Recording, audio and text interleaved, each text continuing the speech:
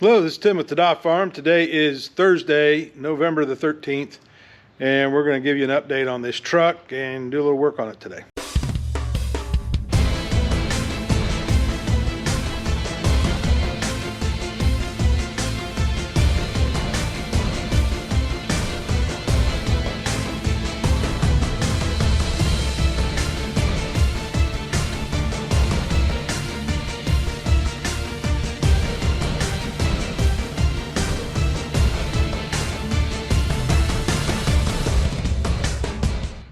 Well, it's got two new batteries in it, and I haven't started it since I put them in. I went to start it the other day after I got done on another project on it, and I didn't have two wires hooked up to the ECM, so I got a question about that in a minute. But it's been 2 weeks since I've last started it, and the airbags are still up. So I have all the air leaks fixed. We cleaned this off. I need to pressure washer it to get the loose stuff off of there and then put new grease on it. So that's good there. We've been looking at tires, but we're just going to stay with these for right now. Got some wheel chucks and the flags that I need to have on there.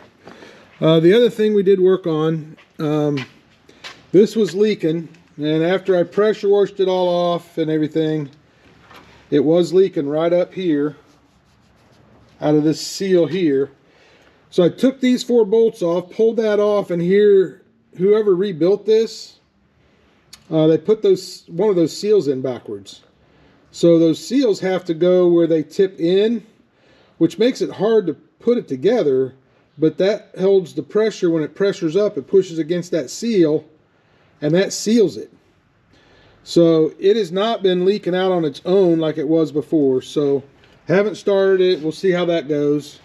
But yeah, we had 3 leaks over here, and then 2 leaks here, and then we had one in the dash. It turned out to be that dash switch. Let me crawl up in there and I'll show you that. All right, I'm not sure where I left this video off the other day. It's a couple days later, but I was working on stuff in here, still messing with the lights, having trouble getting the headlights working right. I think it's because I don't have a daytime running light relay. I got to look into getting that. But was drilling the brackets for this. This is a voltage.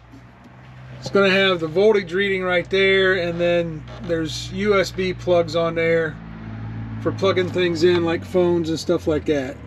Well, I was drilling that hole, and I drilled my finger. And there's blood right here. There's still some on the steering wheel I got to clean off. There's a drop down here someplace I got to get to. But that thing bled like a stuck pig. I pulled my finger back. There was nothing on it. I said, ooh, I didn't do too much. And then it just like gushed. So that kind of put it to an end.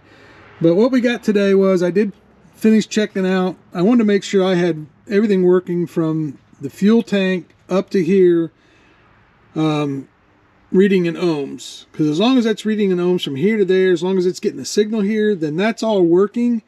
That should be working, and that confirms that this thing's not working. So we will have to send that out. That's what I wanted to confirm before we sent that out and spent $500 on nothing. So anyway, that's that. But that's where we are right now. We're just going to put this video up because I'm not going to get too much more done on this. It's pretty much ready to go. I got a couple screws to put in down here, a couple screws to put in a panel, and the screws to put in over there, and then everything's back together. Everything else is good. I'm still, like I said, having trouble with the lights. So we'll see what we do with that. But, yeah, the mirror's not here yet either. But anyway, that'll work for now. But yeah, here you go. I'm going to enjoy it. It's working good. Air's still up on the airbags, so that's good. Got all the leaks fixed.